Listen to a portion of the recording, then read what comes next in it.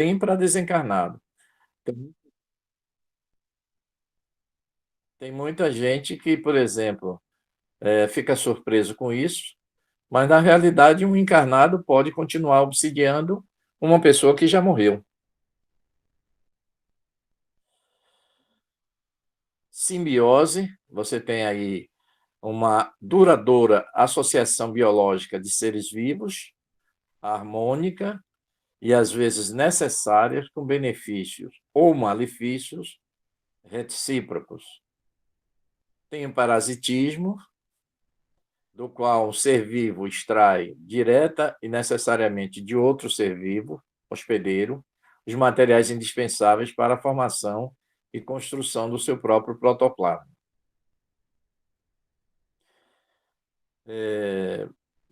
Vampirismo, em que uma ação do espírito, uma ação nefasta do espírito sobre uma consciência qualquer, e com crueldade. Tem, portanto, a intenção. O vampiro, ele sabe o que quer e sabem por que fazem. Temos uma outra que é conhecida como arquepadias, que é uma magia originada de um passado remoto.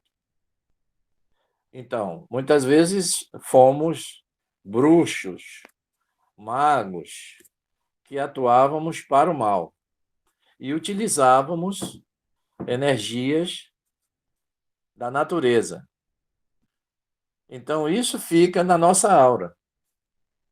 E se a gente não consegue fazer nada que modifique aquela ambientação energética, ou seja, a gente não consegue transformar a energia que nós empregamos para o mal em uma energia que possa ser utilizada para o bem. Então, essa energia fica circulando na nossa aura e causando uma série de problemas. E a gente pensando que são outras pessoas que estão jogando feitiço em cima da gente. Quando, na realidade, o problema é nosso mesmo. A autoobsessão é natural. A gente também pode provocar obsessão em si mesmo.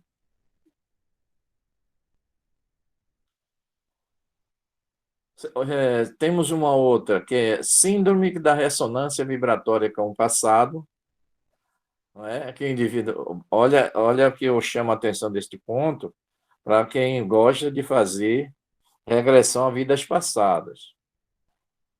Você faz um processo como esse e você vai buscar no passado não só os fatos vivenciados, mas o que é pior, a energia com um nível vibratório inferior das resultantes das ações que você próprio fez. E temos também correntes mentais parasitas autoinduzidas, então o próprio indivíduo chama essa energia e depois fica dizendo que não dá sorte, ou foi alguém que lançou mal olhado. Claro que eu sei que isso existe, mas é preciso a gente ter cuidado com isso. Recordação tormentosa, fragmentária de encarnação anterior. Mas o que ocorre é que você não visualiza, mas você sente mal-estares súbitos, angústias, estados depressivos, culpas. Outro ponto são os estigmas kármicos resultantes de acidentes que o indivíduo sofreu no passado e vem e traz no corpo físico atual as marcas resultantes. Isso também pode ser formado por companheiros obsessores.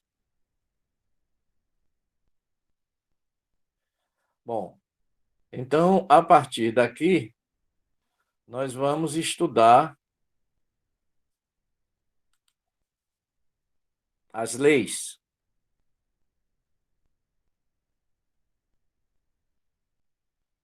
As leis da apometria.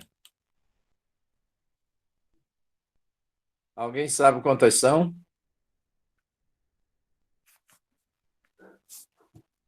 Tem alguém aí do outro lado? Tem sim. Tem, Dilson. 13. 13. São 13 as leis. Concorda? Beleza. É igual voto, 13. Ai. Bom, então vamos começar pela primeira lei, do desdobramento espiritual. Toda vez que você, numa situação experimental ou normal, nós dermos uma ordem de comando a qualquer criatura humana, vejam bem esse texto, hein?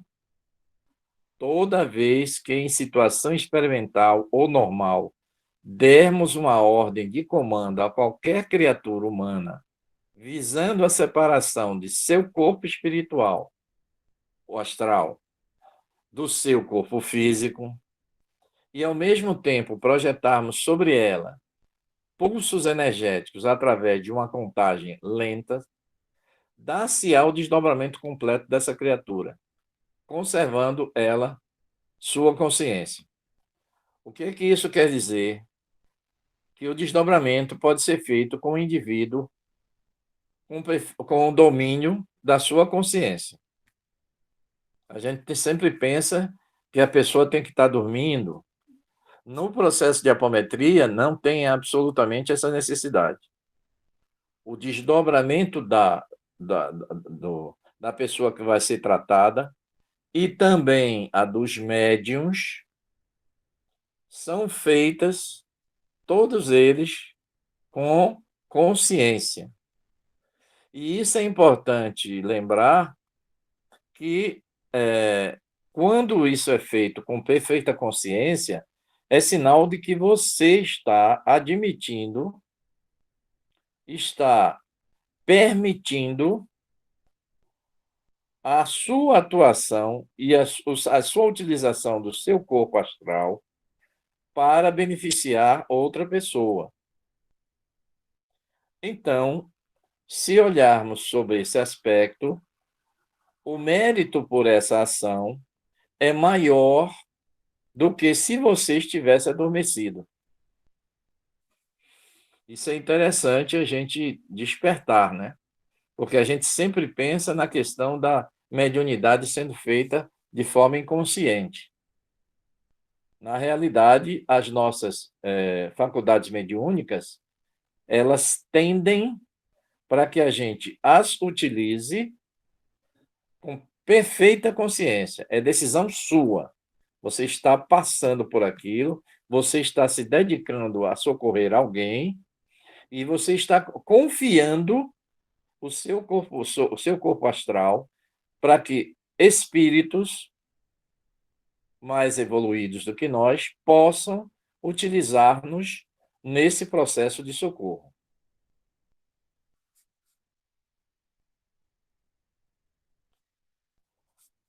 Gilson, então é por isso que eu estava estudando e fala que essa técnica de apometria vem da hipnoterapia.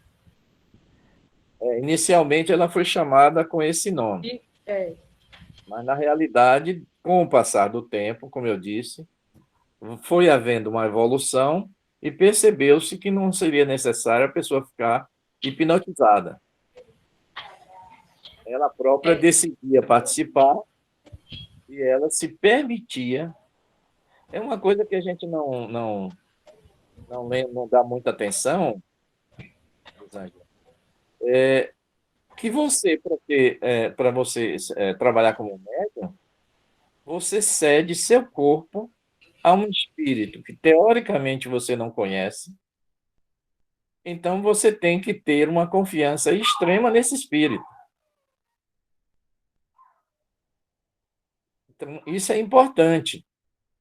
E a grande dificuldade que muitos médiuns têm é o medo de permitir a manifestação, porque sabe que o espírito manifestante vai, de alguma forma, utilizar uma parte da sua estrutura corporal que não é só o físico. Esse medo, naturalmente, coloca um obstáculo para que a manifestação mediúnica tenha a qualidade devida. Outra coisa, aquela questão dos pulsos energéticos, em que normalmente se conta de 1 a 7, o problema não é a contagem de 1 a 7. Você faz isso somente para marcar a emissão energética que você faz. Não Foi isso que eu fiquei poderia com ser. dúvida. Por É? causa da. Foi isso que eu fiquei na dúvida, por conta dessa contagem regressiva, se seria Certo. uma espécie de hipnose. Mas aí você elucida quando você diz assim: eu escolho estar nessa reunião de avometria, eu escolho trabalhar assim. Né? Então você não vai me hipnotizar para acontecer o desdobramento. A contagem, na verdade, são os impulsos, né, energéticos, magnéticos, que vão fazer com que eu faça essa ida e também precisa para que eu faça a volta. Não é isso? Tanto precisa na ida quanto precisa na volta. E quando a gente está dormindo, trabalhando na emancipação da alma, isso aí não precisa dessa consciência da gente. Né? Não é isso? Mas, E mas necessariamente dessa que a gente está aqui quando a gente está na vigília, né? Então, quando eu me sim, predisponho a fazer esse trabalho na vigília, né, é diferente de fazer ele na emancipação da alma. e é importante frisar, a vontade é sua, a autorização quem dá é você, mesmo quando você dorme. Porque Isso. os espíritos superiores chegam para você e dizem, olha, tem trabalho hoje, você quer ir? A decisão continua sendo sua. Agora, não há absolutamente necessidade de você estar adormecida no trabalho de apometria. Entendido? Perfeito. Ficou dúvida? No meu caso, não. Segunda lei, a do acoplamento físico. Toda vez que se der um comando para que se reintegre no corpo físico o espírito de uma pessoa desdobrada, o comando se acompanhado de contagem progressiva. Dá-se-á imediato e completo o acoplamento do corpo. Acoplamento do corpo. Às vezes, a gente sente o retorno se dando gradativamente. Às vezes você fica com um certo, não é mal-estar, mas é como se o teu espírito não estivesse encaixado no corpo, não é? Então, algumas vezes isso pode se dar, mas não é motivo para o medo.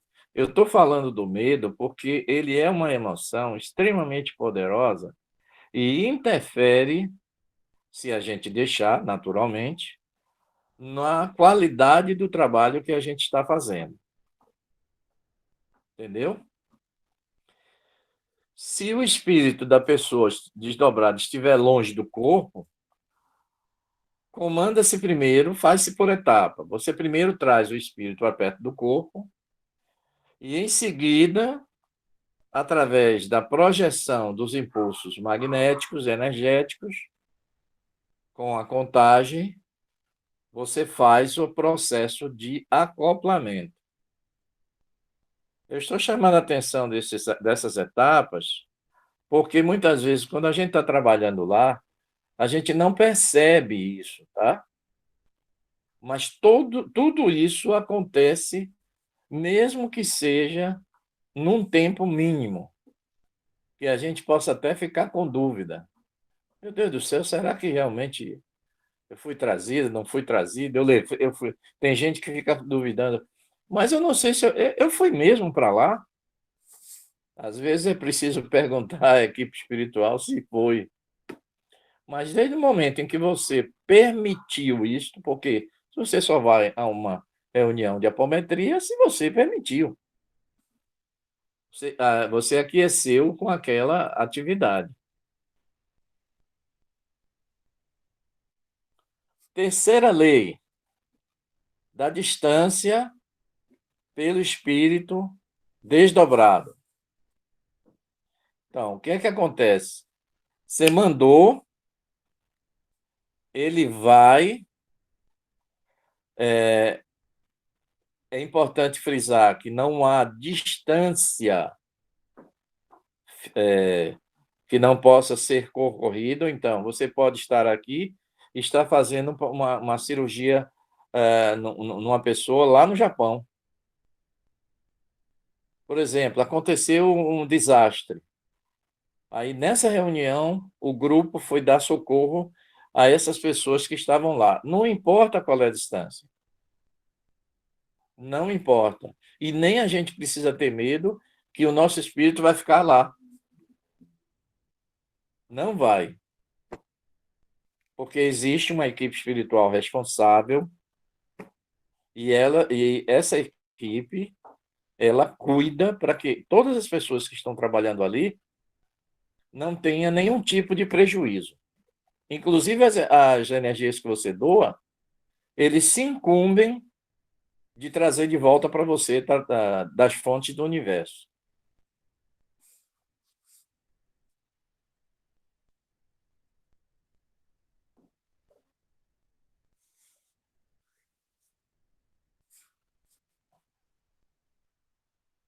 Quarta lei, da formação dos campos de força. Toda vez que mentalizarmos a formação de uma barreira magnética por meio de pulsos energéticos, através de contagem, formar-se-ão campos de força de natureza magnética, circunscrevendo a região espacial visada na forma que o operador imaginou. Gente, o que isso quer dizer? Vamos supor, nós estamos aqui, todos nós agora, trabalhando no processo apométrico. Antes de começar a fazer o trabalho, é construída uma. Pode ser qualquer formato geométrico. Pode ser uma bolha, pode ser uma pirâmide, pode ser um triângulo, né? O que for melhor, mais fácil das pessoas entenderem. Mas você estará trabalhando dentro daquela proteção energética que não vai permitir, por exemplo, qualquer tipo de impregnação energética de caráter inferior, prejudicando o trabalho que está sendo feito, ou a intervenção de algum espírito que não deva estar ali. Então, essa barragem magnética ela é construída com a mentalização de todos que estão presentes naquela reunião. Não esqueçam, antes de iniciarmos o trabalho, esse campo de força ele é formatado, construído, proporcionando a proteção necessária para a atividade que iremos realizar. Volto a insistir, essas informações servem para eliminar o medo. O medo é uma emoção extremamente importante que pode colocar uma barreira ao desempenho qualitativo do trabalho que está sendo efetuado. Gilson, eu tenho uma pergunta. Nessa barreira, né, que você falou que um membro do grupo faz essa barreira utilizando os nossos fluidos, ou todos precisam mentalizar essa barreira? Todos que estão presentes. A energia é fornecida por todos. E o coordenador, normalmente, ele dá nome à forma. Então, de repente, ele diz, vamos formar uma bolha de proteção. Ou ele pode dizer, não, vamos formar uma pirâmide. Não é? E ainda tem um cuidado, muitas vezes, depende da equipe espiritual que está trabalhando, ainda pede que nós consigamos encher aquele formato geométrico de uma energia, e aí é escolhida, né, pela equipe. Por exemplo, a gente trabalha com energia de cor azul celeste. Então, além da proteção, ainda a energia que é colocada dentro também é criada e é fornecida por todos nós que compomos a, a, o grupo de trabalho.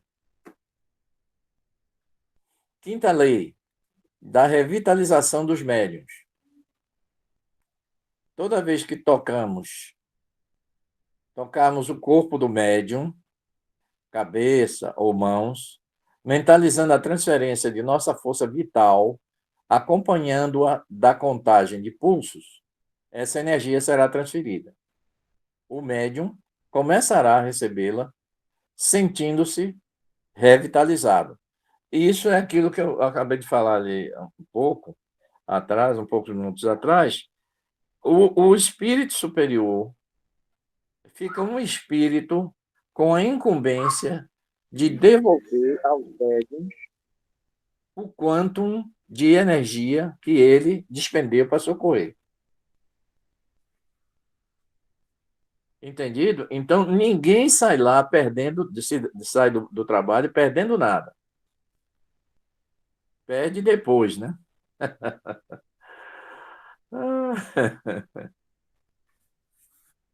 Então, nós recebemos ao final do trabalho essa quantidade de energia para repor.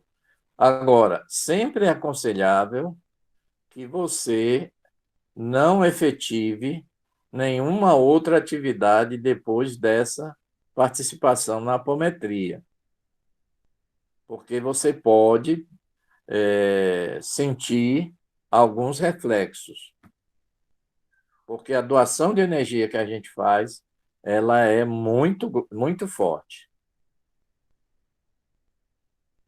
Então, isso vai fazer, se você, porventura, sai dali do trabalho e vai para um ambiente cujo nível vibratório não é muito bom, toda a energia que você recebeu é captada por ali e vai embora.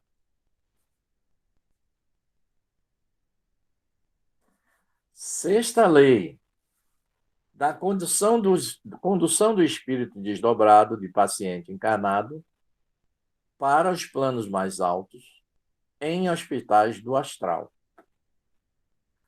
Normalmente, as equipes espirituais fazem o seguinte: elas adredemente preparam o ambiente e conduz a nós, participantes médiums, e os espíritos que serão tratados para um determinado local. Então, os espíritos desobrados de pacientes encarnados somente poderão subir a planos superiores do astral se estiverem livres de amarras magnéticas. Vai para lá pensando na feijoada que vai comer depois que sair de lá. Então, naturalmente, que você está preso ao interesse do ponto de vista físico. Ou outros interesses lá, que eventualmente você possa ter. Então,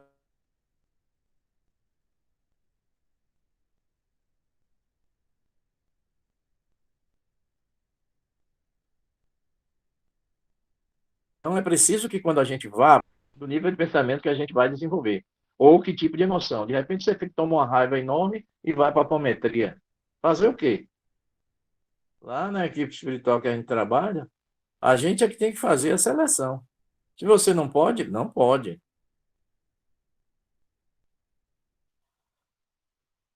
Então, a gente pode, nesse caso, a gente pode deslocar as pessoas para hospitais no plano astral, hospitais espirituais. Não é? É preciso que a gente esteja livre de todas e quaisquer amarras. Outro ponto, você vai se defrontar com espíritos obsessores. Não se esqueçam disso. Não é para ter medo, porque esse pessoal tem um conhecimento muito grande de magia, de utilização das energias. Então, precisa que você, muitas vezes, o comando que é dado para a gente, para nós médiuns, é o seguinte: fiquem na frente dos pacientes, eles vão jogar energia para atingir os pacientes, vocês vão receber essa carga energética e vão devolver para ele numa qualidade superior. Perceberam isso? Então, os médios vão receber a carga, transformar, transmutar a energia e devolver para eles.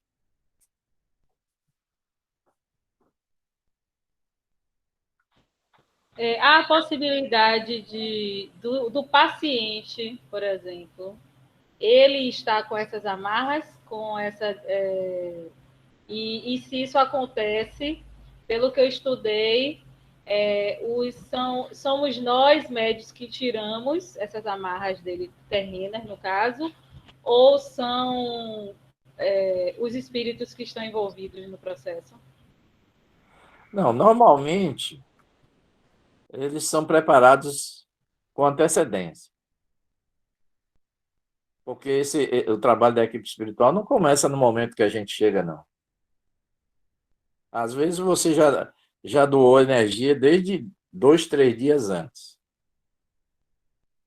Então, os espíritos são trazidos para aquele local.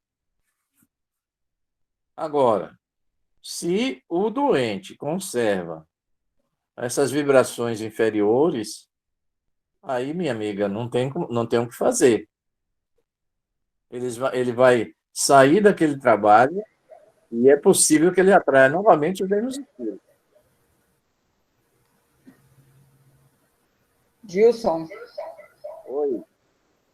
você na quinta lei falou da revitalização dos médios e disse que eles não podem executar algumas atividades depois, né?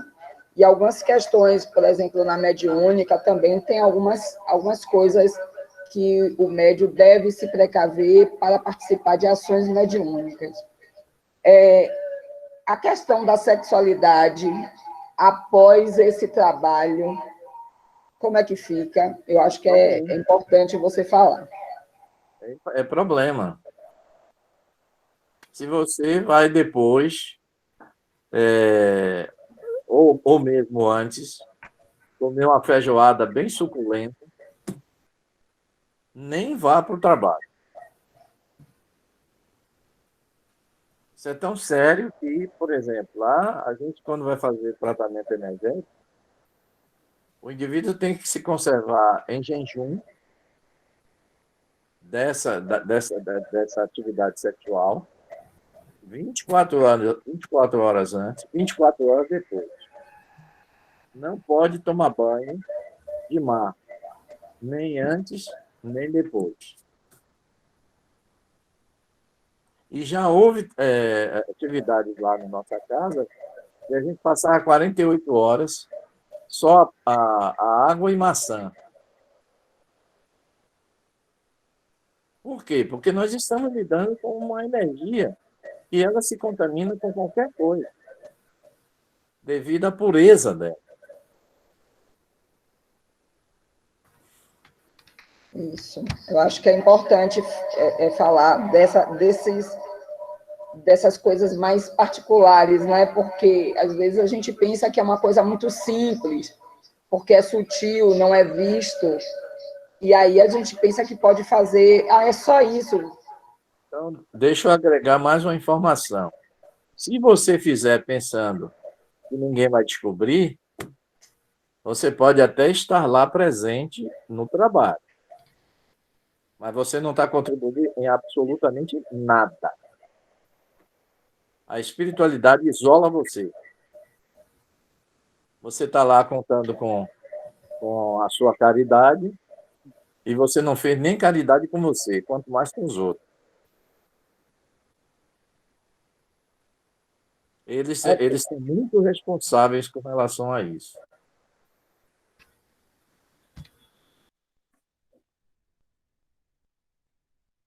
Bom, vamos lá para a sétima lei.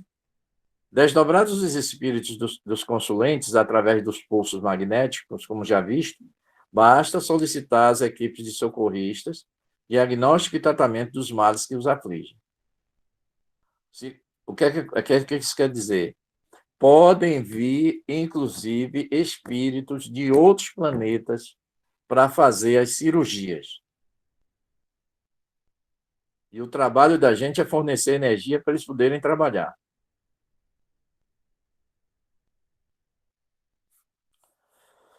Oitava lei do ajustamento de sintonia vibratória dos desencarnados com o médium ou com outros espíritos desencarnados, ou de ajustamento da sintonia destes com o ambiente para onde, momentaneamente, forem enviados.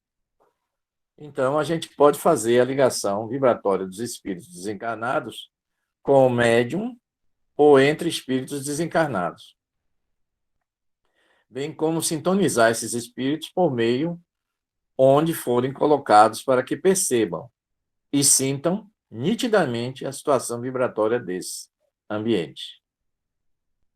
Quando se quiser entrar em contato com o desencarnado de nível vibratório compatível com o nosso estado evolutivo presente no ambiente, projeta-se a energia em forma de pulsos ritmicos, ao mesmo tempo que se comanda a ligação psíquica.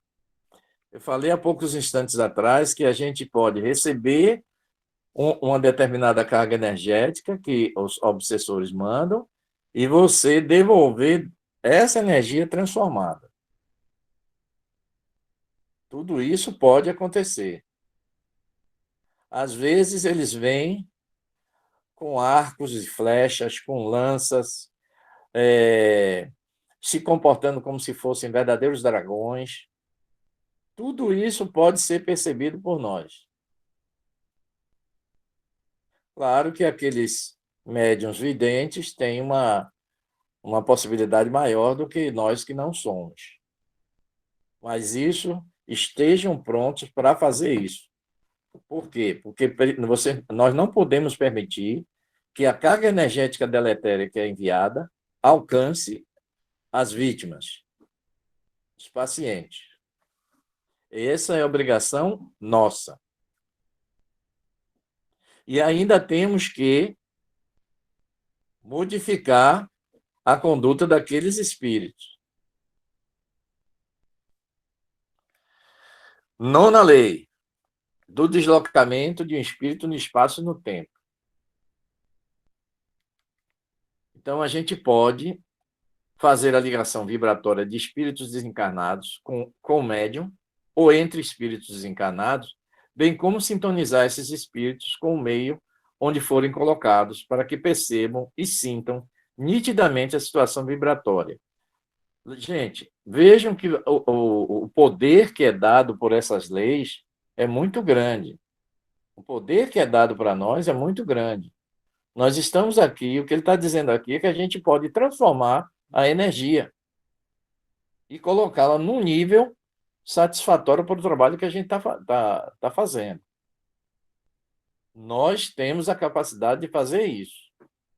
Agora, se a gente faz, é uma outra história.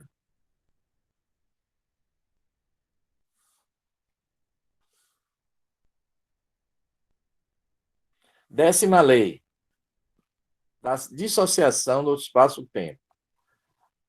Você pode acelerar, se por aceleração do fator tempo, colocamos no futuro um espírito incorporado sob o comando de pulsos energéticos.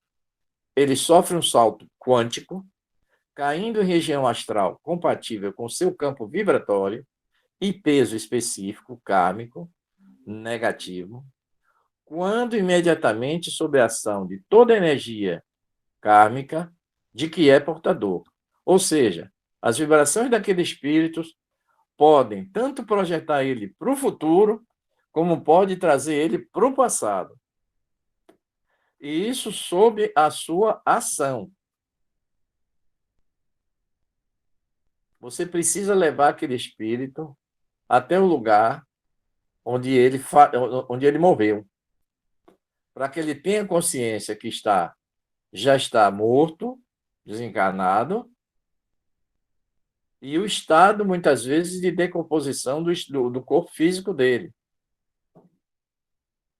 Quando eles chegam nessa situação e veem, eles têm um despertar.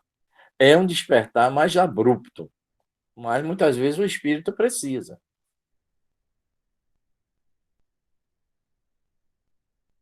Tudo isso projetando energias magnéticas. Aqui fala sempre impulsos ritmicos, mas isso pode fazer sob a sua condição mental. Não precisa toda hora você ficar, não é? Batendo castanhola e contando. Você pode fazer isso mentalmente. E você pode comandar o espírito para ele saltar para o futuro ou retornar a uma determinada encarnação que ele precisa entrar em contato.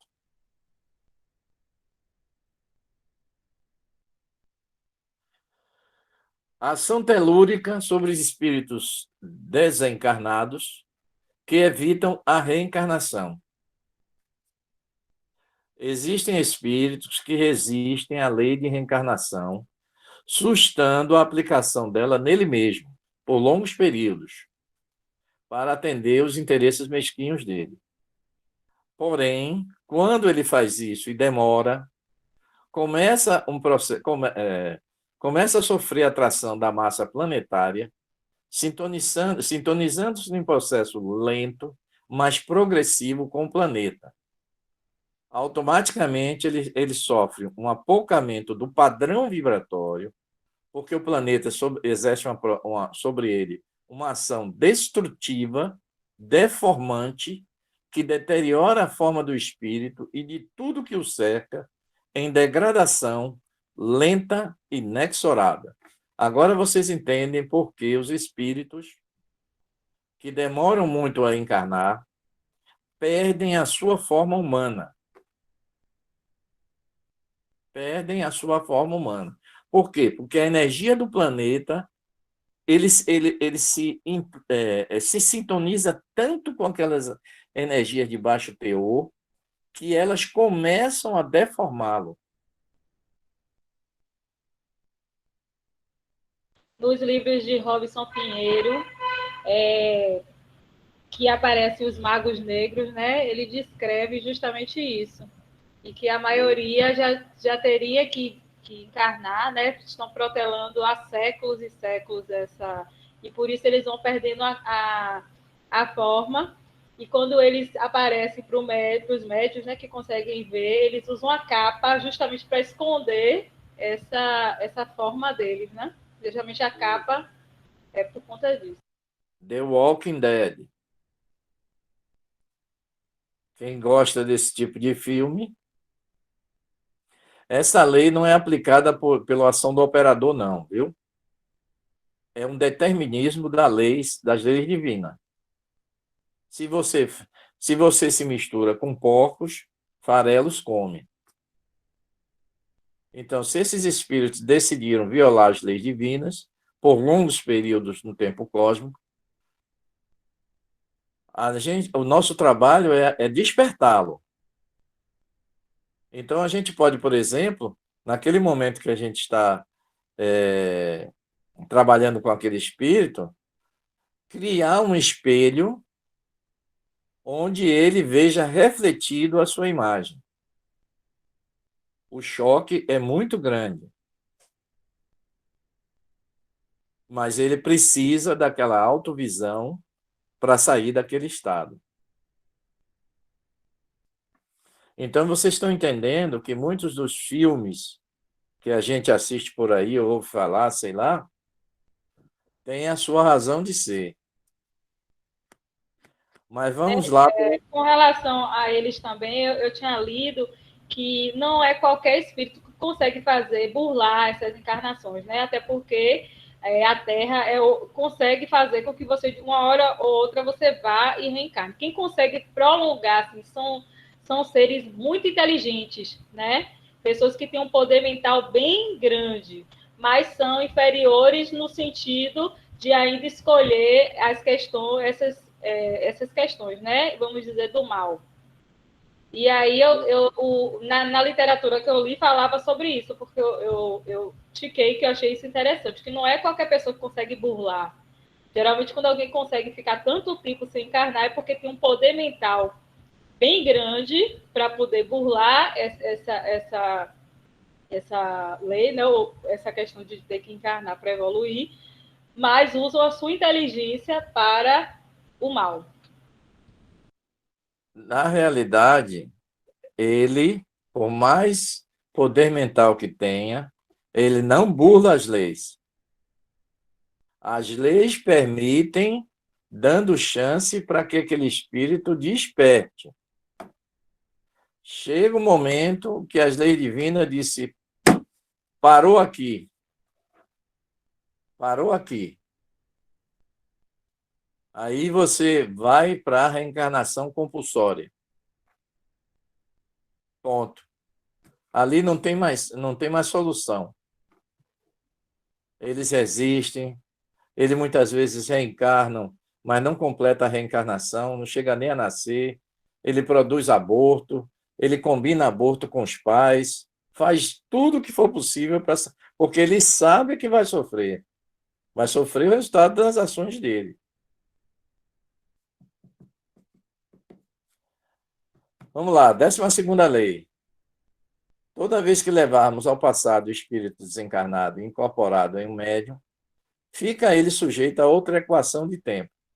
Nessa situação, cessa o desenrolar da sequência de tempo tal qual o conhecemos, ficando o fenômeno temporal atual presente sobreposto ao passado. Muitas vezes você leva o espírito eu falei há poucos instantes atrás, ao lugar onde ele desencarnou. Pronto. Você leva ele até lá, isso numa fração de segundos. Então, ele se vê jogado assim, como se fosse de repente naquele local, e ele toma consciência do estado em que está o corpo físico dele. E na mesma velocidade, ele é trazido de volta. Esse choque faz com que o espírito desperte.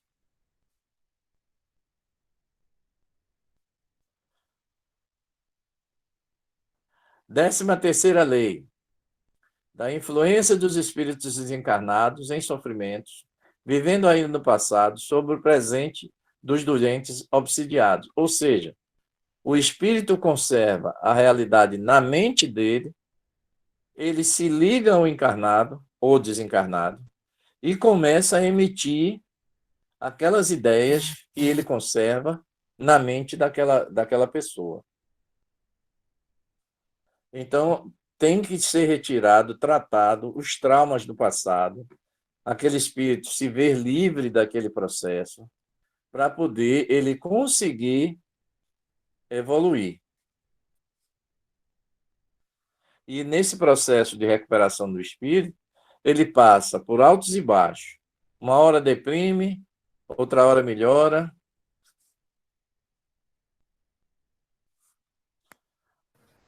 Estamos entendidos? Chegamos ao fim das leis. Vamos lá. Oi.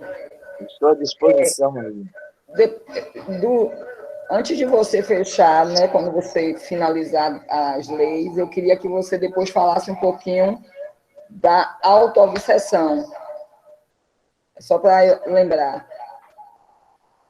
A autoobsessão, o exemplo mais rápido que eu posso dar é da ideia fixa.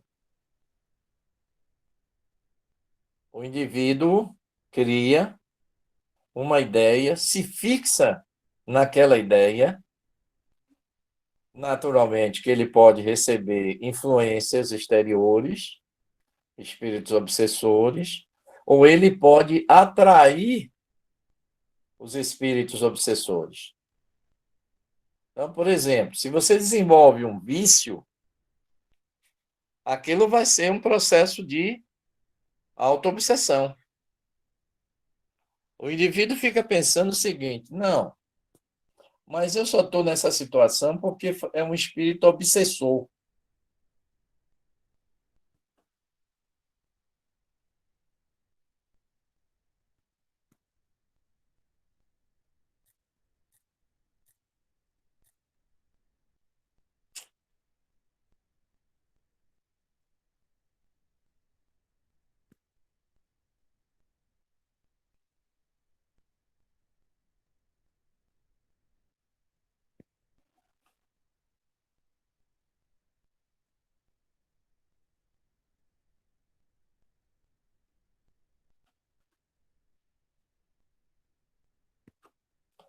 Vocês estão me ouvindo?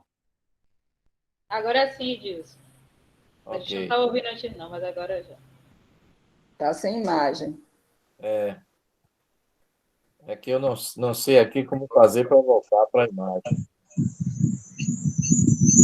Oi. Eu vou continuar aqui, sem imagem mesmo. Então,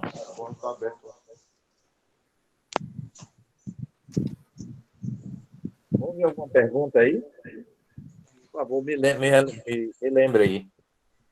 Foi a autoobsessão, você já estava falando sobre ela. Autoobsessão. Então, se você desenvolve um vício, você simplesmente está concordando em que espíritos viciados na mesma conduta se aproxime para acompanhar você. Essa ideia fixa vai naturalmente fazendo com que você ganhe cada vez mais adeptos. E se você tem um inimigo, pronto. Aí é que ele vai gostar. É agora que eu vou me aproveitar. Isso pode, por exemplo, você quer ver um lugar onde existe um processo de obsessão contínua?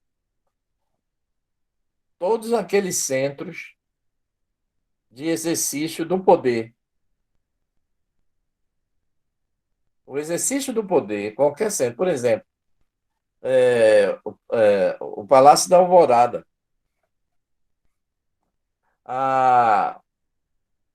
o Supremo Tribunal Federal, a, a chefia das Forças Armadas. Então, toda pessoa que se vê envolvida com pensamentos fixos, ele é um alvo fácil para o processo de obsessão. Claro que começa com ele, a autoobsessão foi ele que decidiu. Agora, a gente sempre encontra quem ajude a gente, para o bem ou para o mal. A decisão é nossa. Todos nós possuímos ectoplasma. O que é que define a qualidade do nosso ectoplasma? É o tipo de pensamento que a gente desenvolve.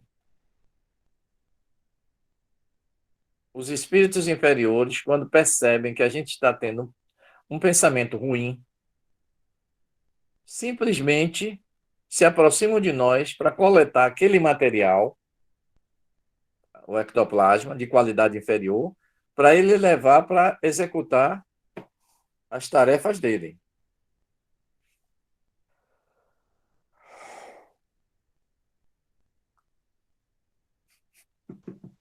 Gilson, Diga. eu não sei, eu quero confirmar. Eu ouvi você falar que simbiose é positivo? Tem benefício a simbiose?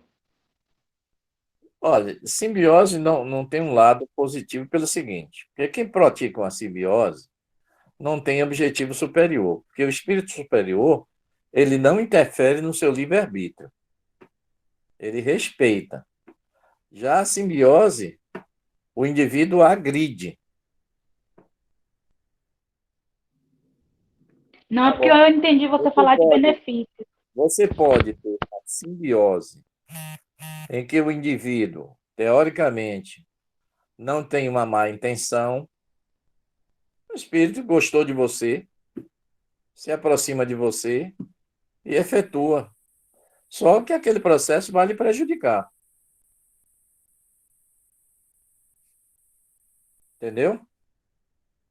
Entendi, é porque eu fiz a leitura que quando você falou de simbiose, você falou de benefício, mas agora ficou claro para mim. Obrigada. Mais alguém?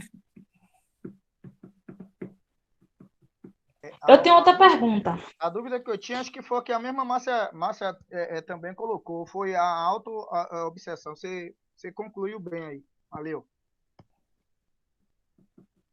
Você falou que Como é seu o nome? antes.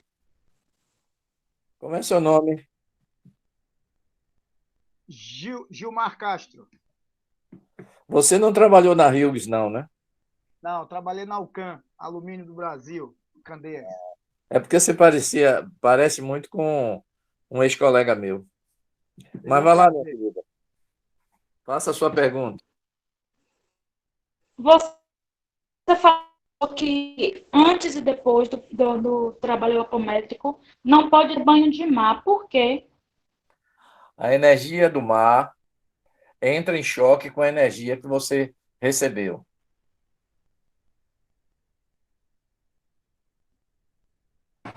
Eu tenho Não quer dizer que as energias sejam ruins. Apenas ela tem caráter diferenciado. Não sei se vocês já estudaram química. E a substância que, se a gente misturar, ela explode. Deu para entender? Sim, entendi. Valeu. Gilson. Diga. Minha pergunta é a seguinte: houve um momento que você falou que a gente deve ficar na frente do paciente, porque se o obsessor mandar a carga energética, a gente absorveria, mas devolveria em dobro, né? A gente devolvendo em dobro, no caso, quando a gente voltar para a vida real, viraríamos alvos desses obsessores? É provável.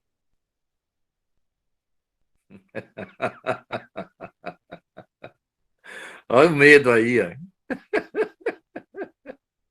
Se você der brecha, você pode permitir, sim, a qualquer obsessor. E não é o dobro, não.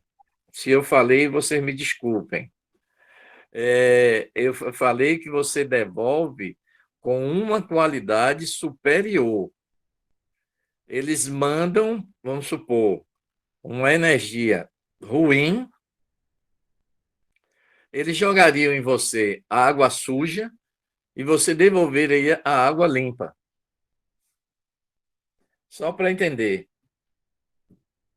Você tem o poder de transmutar aquela substância de ruim para bom.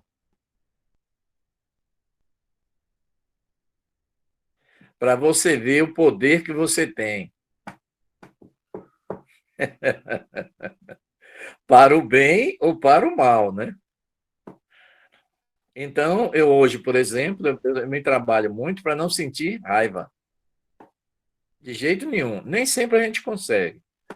Mas eu me trabalho muito para isso. Porque vou contar a vocês uma coisa. Eu já gostei de carnaval, mas já tem muito tempo que eu deixei. Nunca mais fui, nem participei. Mas minha mulher gosta. Então, todo carnaval ela me pede para eu levá-la lá para a Avenida 7 para ver desfilar lá os blocos e tal, né? Aí teve um ano desse que eu não estava com vontade de ir. Mas a gente tem certas obrigações. Afinal de contas, né? Aí, resultado, eu fui. E foi ficando ali, mas foi ficando cada vez mais chateado, mais irritado. Não tomei cuidado. Resultado, passei 3 dias doente. Eu não considero que foi obsessor, não. Eu considero o seguinte, que com o poder que a minha mente já conseguiu alcançar, eu peguei aquela energia e apliquei a mim mesmo.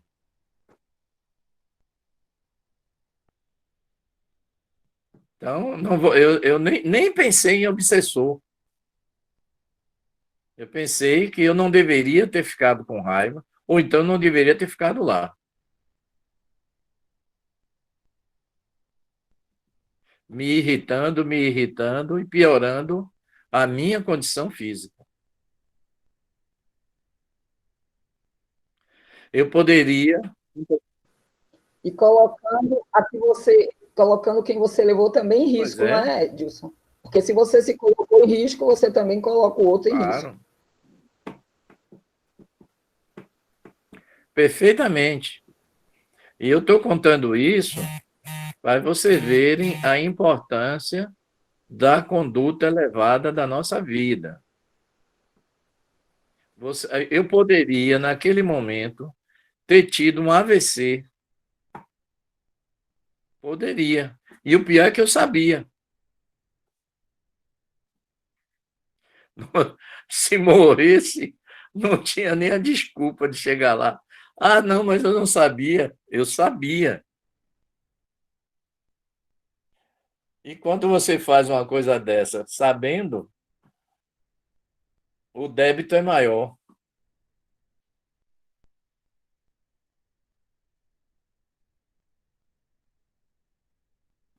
Gente, a gente tem que se dedicar ao bem, nos mínimos detalhes. Evitar todo e qualquer tipo de raiva, qualquer tipo de ira, pensamento inferior. Tem que evitar, porque a vítima, não faça do seu pensamento uma arma. A vítima pode ser você.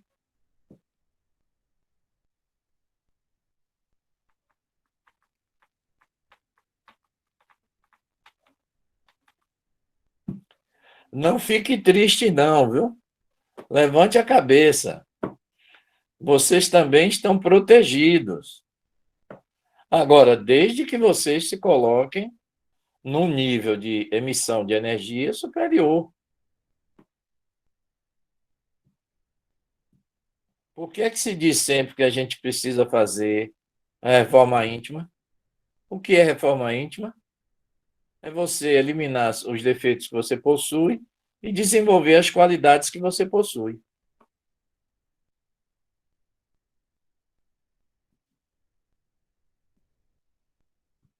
E isso é muito sério. Por exemplo, aqui na Bahia você tem eu acho, um péssimo hábito, mas existe, é comum no baiano, de dar palavrão. Fala 10 palavras, 11 são palavrões. Você está se conectando com espírito de caráter inferior.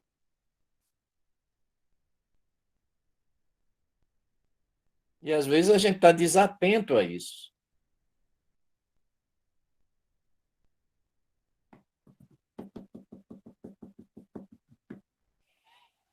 Vamos lá, Eu tenho uma levanta a última cabeça, não morreu. pergunta. Eu tenho uma última pergunta Ótimo, minha, no caso, né? vamos lá. Eu estudando vi, tipo uma crítica à técnica de desobsessão do kardecismo, né? Porque na 13ª lei, eles falam que o espírito obsessor, ele só é uma vez que você trata ele, ou você tira do campo só uma vez do paciente, né? Ao contrário do que faz nas reuniões desobsessivas, seguindo, né, no caso kardecista, onde você hoje conversa um pouquinho. Aí na próxima sessão traz o espírito de novo para conversar mais um pouquinho. Aí na outra traz. Pelo que eu entendi aqui, esse espírito ele é retirado na primeira sessão, de uma vez só, né? e não deixa que ele retorne para o campo do paciente. Pode ser que precise de mais sessões assim para tirar espíritos diferentes, mas não exatamente aquele espírito, né? Ele fala assim: deixar obsessores soltos após breve esclarecimento evangélico, como se faz em sessões kardecistas, é um erro. Não é com o simples diálogo de alguns minutos que se demovem perseguidores renitentes ou magos negros. Reafirmamos, esse procedimento clássico torna o trabalho inócuo e até prejudicial. Isso é o que ele compreende, mas não quer dizer que é isso que ocorre. Se o paciente que está sendo tratado chamar o obsessor de volta, No caso da prometria, você também não trata esse espírito que foi retirado, não? No plano espiritual, ele não é tratado, encaminhado para uma colônia ou algum lugar que ele venha a modificar, né, a sua natureza e venha depois a encarnar, etc. Ou não, ele também tem o seu livre-arbítrio de não querer ficar naquele espaço e ir embora. tem sim, tem direito ao livre-arbítrio. Até o dia que o livre-arbítrio é cassado. Agora, porque, por exemplo, tem tratamentos que a gente faz que precisa da aquiescência do paciente. O paciente diz que não quer. Quando ele vai falar conosco, a gente pergunta: você quer fazer o tratamento? Ele diz: quero. Mas o tratamento é feito durante o sono. Quando chega lá, o paciente diz: ah, não, não quero não. E vai embora.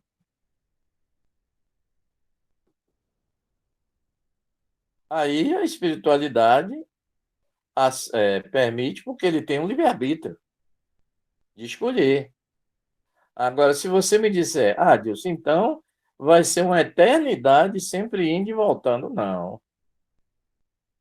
O que é que diz a doutrina espírita? Você vem com uma série de facilidades para realizar uma tarefa.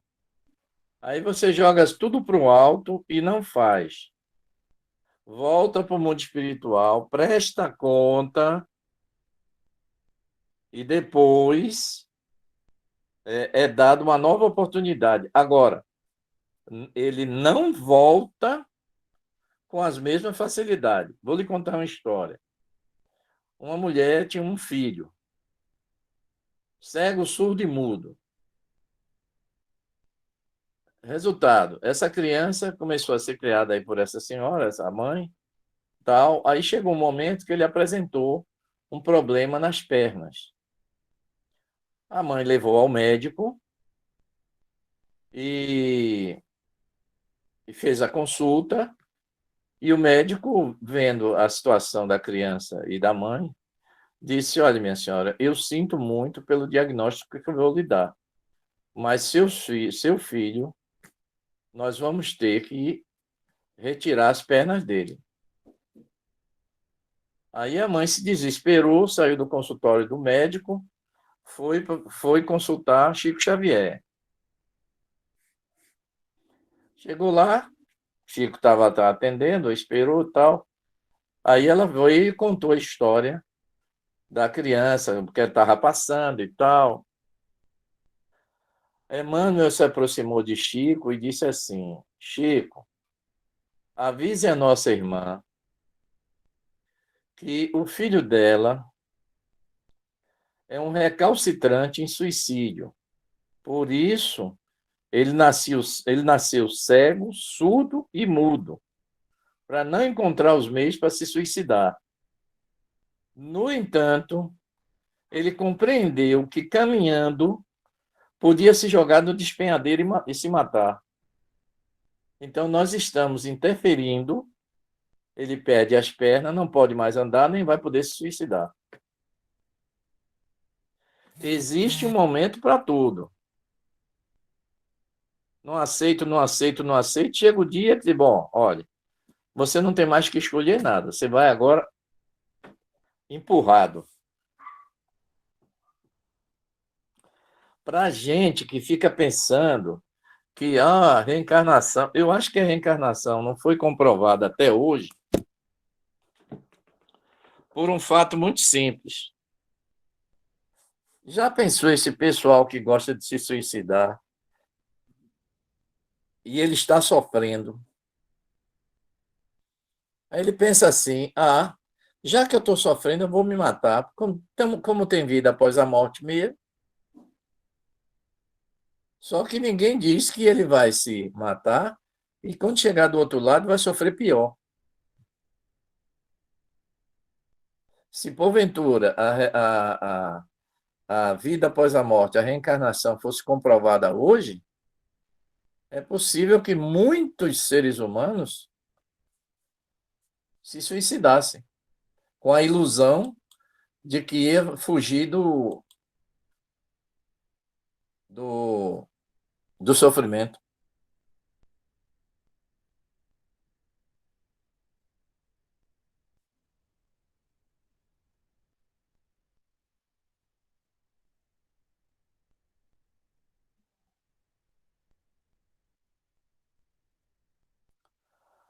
Não fiquem tristes, não, mas a responsabilidade é grande. Não é tristeza, É, não, Gilson. É reflexão. Não é pois é, tristeza, não. pois É é, reflexão. Todo mundo aí já aí pensando o que é que vai ter que pois é. estudar mais um pouquinho. É isso. As leis são sérias. E a gente fica pensando que pode enganar. A gente ainda acredita em impunidade? Imagine, o espírito acreditando em impunidade.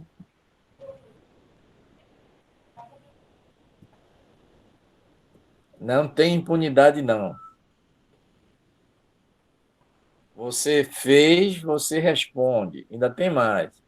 Sabendo ou sem saber. Claro, se você não sabe, a pena é mais branda.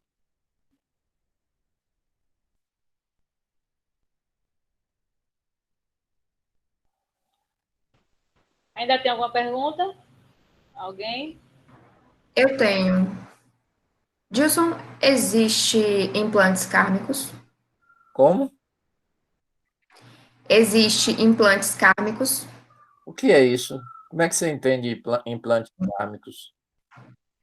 Porque é o seguinte, eu acompanho não muito de perto o trabalho de uma hipnoterapeuta, ela faz essa hipnoterapia com a pessoa em transe. E aí, durante essa sessão, ela desfaz acordos e implantes kármicos na pessoa, implantes que bloqueiam a pessoa despertar ou bloqueiam certa área da vida, essas coisas assim. Eu queria saber se é realmente verdade isso. Existe mesmo? Não, existe. Aqui, no caso, é os chips, né? Como? Hã? Aqui a gente conhece como chips, né? Isso, chips. Chips, sim. Os espíritos inferiores, a gente fica pensando que são todos analfabetos. Tem cientista trabalhando para o mal. Eles sabem, eles fazem. Então, a gente chama isso de obsessão complexa, em que são feitos chips que são construídos com as células do obsessor mais as células do obsidiado e são implantados, a maioria deles, no cérebro. E ele fica trabalhando. Através da Não, pandemia, a gente muitas vezes não tem como tirar o implante. Não tem. certo, eu ia te perguntar isso agora. Aí, o que é feito? Ele é inativado. Quer dizer, ele continua lá, mas não funciona mais.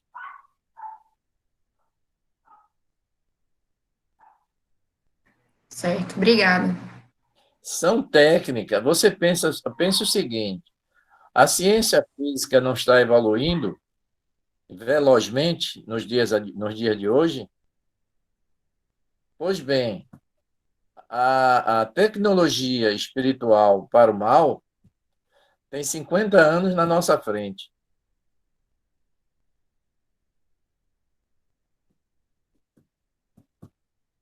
Então, você tem que estar muito seguro daquilo que você quer para a sua vida e tomar a decisão correta.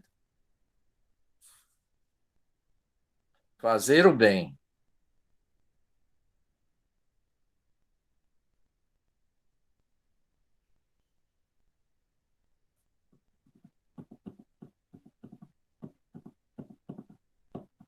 Mais alguém tem pergunta? Ou a gente já pode encerrar por hoje?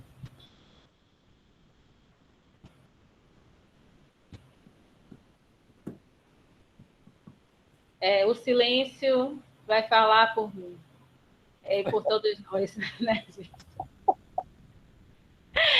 Então, eu passo a palavra para você, Dilson, fazer a conclusão aí e a oração de encerramento também, que será feita por você.